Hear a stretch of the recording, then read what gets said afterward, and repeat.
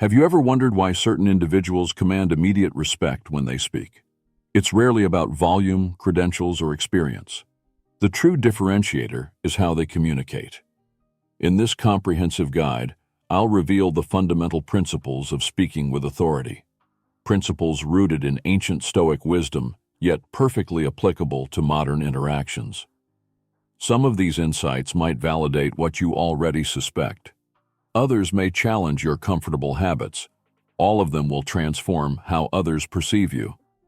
Are you ready to develop a voice that commands genuine respect? Let's begin. Number 1. Eliminate unnecessary apologies. The two words systematically undermining your authority. I'm sorry. This isn't about abandoning accountability. It's about recognizing when you're apologizing out of reflex rather than genuine wrongdoing. Each unnecessary apology subtly communicates that you don't deserve space, that your presence requires justification. Consider these common scenarios. You arrive 2 minutes late to a meeting due to circumstances beyond your control. Sorry, I'm late. Someone interrupts you mid-sentence. Sorry, go ahead. A stranger bumps into you. Sorry about that. What exactly are you apologizing for in these situations? Existing? Having thoughts worth expressing? I discovered my own sorry addiction during a critical meeting. When interrupted while making a key point, I automatically apologized to the person who had disrupted me. Later, I asked myself, why did I apologize for someone else's lack of etiquette? This pattern isn't merely a verbal tic. It's a manifestation of how you value yourself. And make no mistake, people will perceive you exactly as you present yourself. The solution: reframe your language. Instead of sorry I'm late, try thank you for your patience. Replace sorry to bother you with do you have a moment. Substitute sorry can I add something with the direct I'd like to contribute a thought. Each time you feel that reflexive sorry rising, pause and ask, have I genuinely wronged someone, or am I apologizing for taking up legitimate space? Your self-respect precedes others' respect for you. Number 2. Establish and maintain clear boundaries. Let's be brutally honest. Failing to set boundaries isn't selflessness. It's absence of backbone. Consider how often you've agreed to tasks you resented, tolerated disrespect to keep peace, or sacrificed your well-being for others' convenience. These aren't acts of generosity. They're surrenders of self-respect. Boundaries aren't walls to exclude others. They're guidelines for respectful engagement with you. Without them, you've established no rules for how others should treat you, essentially inviting whatever treatment they choose to offer. When you repeatedly surrender your boundaries, you send a clear message. Your convenience outweighs my fundamental needs. A personal revelation came when a friend responded to my boundary, declining to help with their move due to prior commitments, with emotional manipulation. I thought I could count on you. For a moment, guilt nearly overwhelmed me. Then clarity emerged. This wasn't about my reliability, but their unwillingness to respect my legitimate limitations. Similarly, I once had a colleague who consistently offloaded last-minute work onto me. My habitual, sure no problem response didn't demonstrate helpfulness.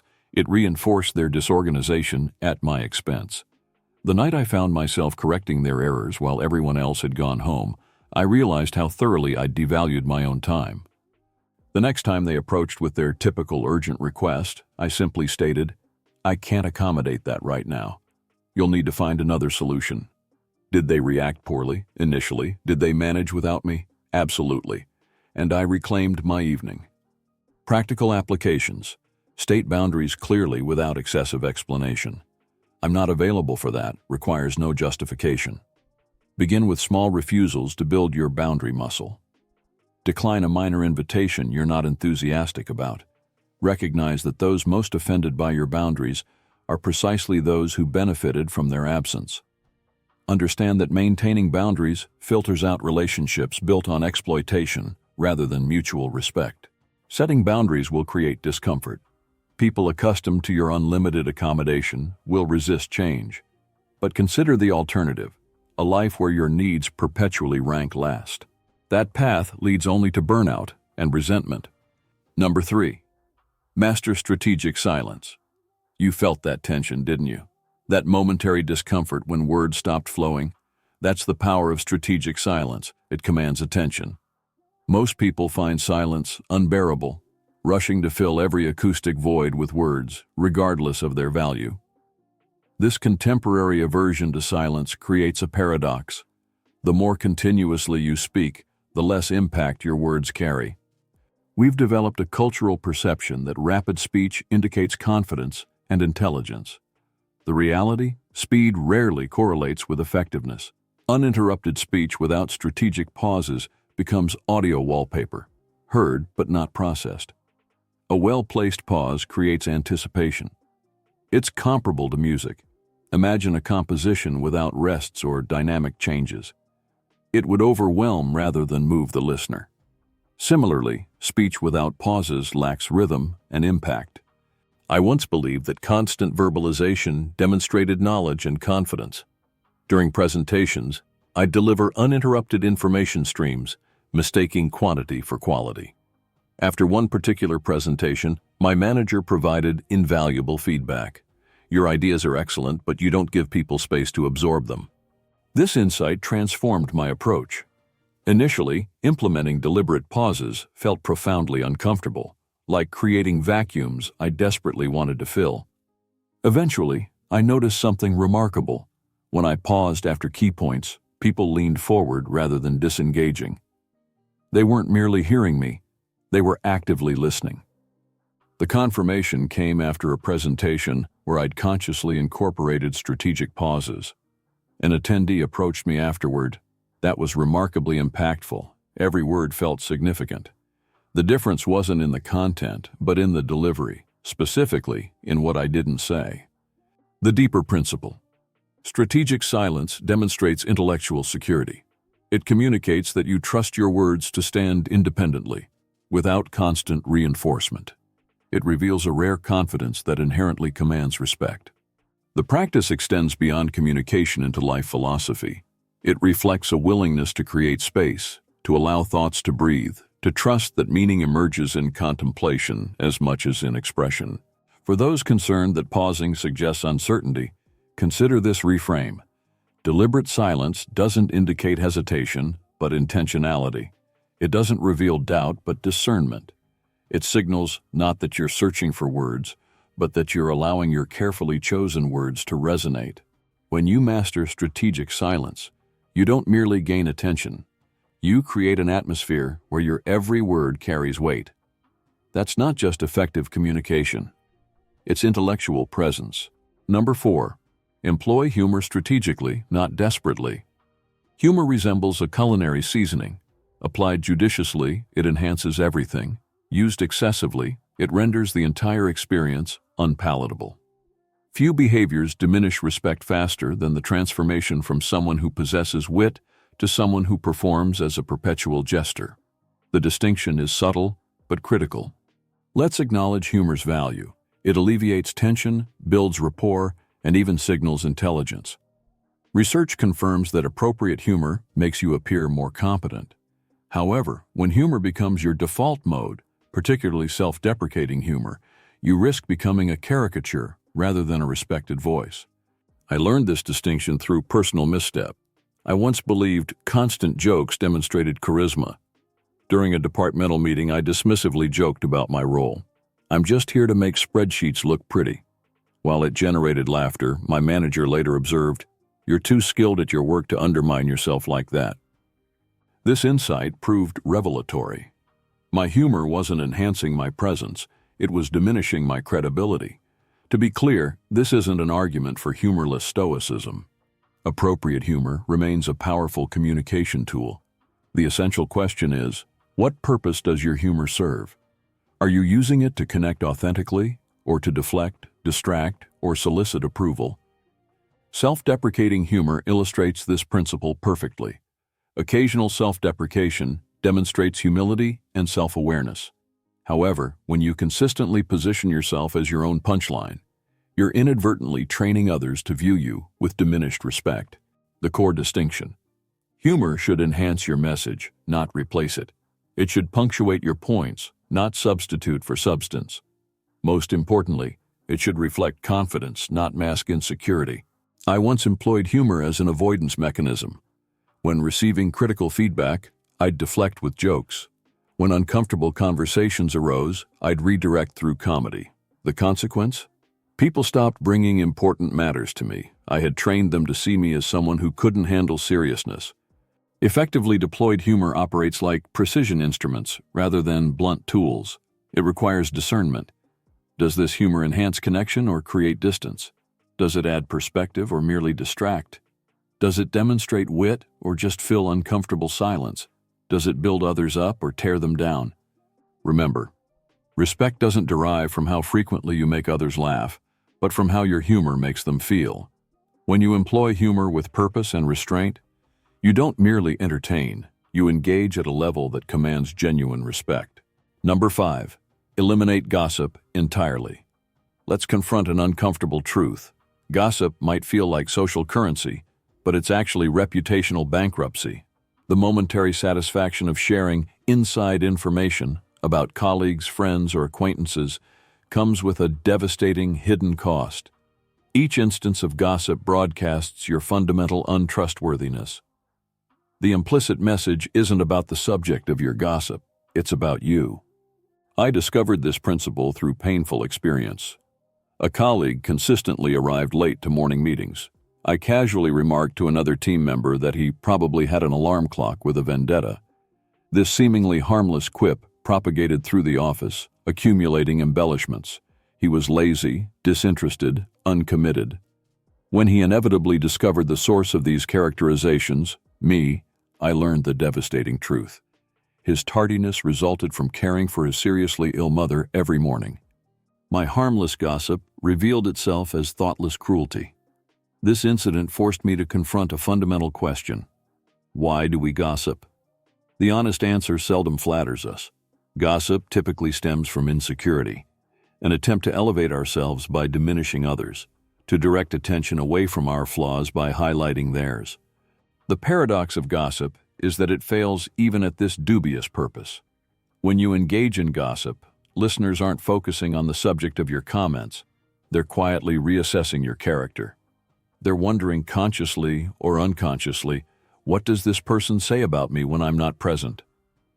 The alternative approach.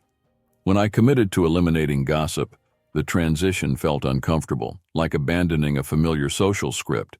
When conversations veered toward dissecting someone's personal matters, I'd offer neutral responses. I hope they're managing okay, or redirect to constructive topics. The results proved remarkable. Initially, I feared missing vital social connections. Instead, I discovered people approaching me differently, seeking advice rather than audience, sharing meaningful challenges rather than superficial drama. They recognized me as someone who handled information responsibly. The deeper truth, gossip damages you more than its subject. It erodes your credibility, compromises your relationships, and undermines your self-respect. When you refuse to participate in gossip, you make a powerful statement about your character, that you don't require others' diminishment for your own significance. Consider the practical consequences. Those known for spreading gossip rarely receive promotions requiring discretion, rarely receive trust with sensitive information, and often find themselves excluded when substantive matters arise. Eliminating gossip represents more than a communication strategy. It's a character decision. It asks, who do you want to be? Someone who spreads negativity and erodes trust, or someone who elevates others and builds confidence? Momentary gossip might provide fleeting social validation, but respect endures. And respect never emerges from diminishing others. It comes from being someone who steadfastly refuses to do so. Number 6. Master the art of concision. Here's a challenging truth. Most people speak far longer than necessary, diminishing their impact with every superfluous word. The compulsion to over-explain, to elaborate beyond clarity, to fill silence with redundant verbiage, these habits don't demonstrate thoroughness, they reveal insecurity. We continue speaking past our point because we doubt our message's inherent value or fear the vulnerability of silence. I confronted this reality during a client presentation where I'd articulated my proposal effectively within the first minute. Rather than concluding confidently, I continued speaking, restating my points, adding unnecessary details. preemptively addressing unasked questions. By the end, my client's expressions showed confusion rather than conviction. My supervisor's subsequent feedback proved transformative. You had them completely engaged within 30 seconds, then you talked them out of it. The painful insight? I hadn't been enhancing my message, I'd been drowning it. The principle applies universally. The more you speak beyond necessity, the less impact your words carry. It resembles continuing to pour water into an already full glass. Nothing additional is retained. The excess simply spills over and dissipates. Strategic silence doesn't weaken your message, it strengthens it. When you stop speaking after making your point, you create space for others to process, reflect, and engage. That's precisely where respect develops. The discomfort of silence following your statement can feel excruciating. Your mind screams to fill the gap, to explain further, to seek immediate validation. Resist this impulse. The pause isn't your adversary, it's your ally. Within that silence, your words gain significance rather than losing it.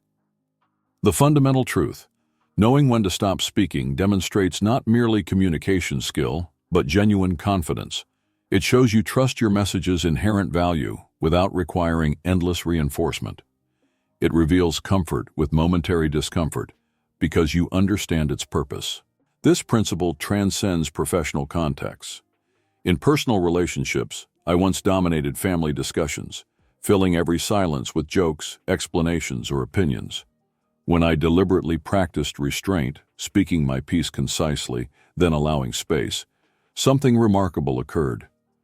People began actively soliciting my perspective rather than merely tolerating it.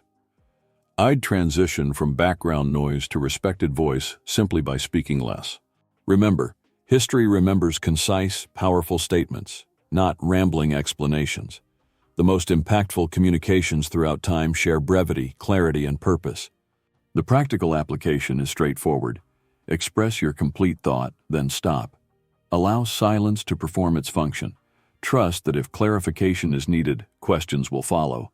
You're not abandoning communication by pausing, you're enhancing it by allowing absorption. These principles for commanding respect through communication transcend mere techniques. They reflect fundamental values: self-respect, authenticity, intentionality, and genuine regard for others. Respect isn't manufactured through manipulation or performance. It emerges naturally when you value yourself appropriately, communicate with purpose, and engage others with genuine consideration. The way you speak shapes not only others' perception of you, but your perception of yourself.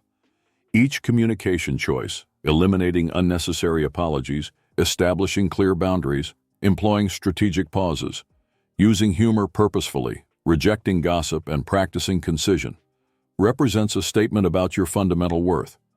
Remember, respect begins with how you respect yourself. When you communicate from a place of genuine self-value, neither inflated nor diminished, others naturally respond in kind.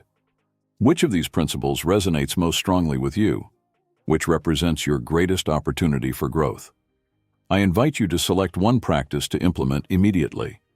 The transformation in how others respond to you might surprise you. Above all, commit to authenticity. These principles aren't about creating an artificial persona, but about removing the barriers that prevent your truest, most respectable self from being recognized. Speak with purpose, listen with intention, pause with confidence. Your voice deserves to be heard, but first, it must be worth hearing.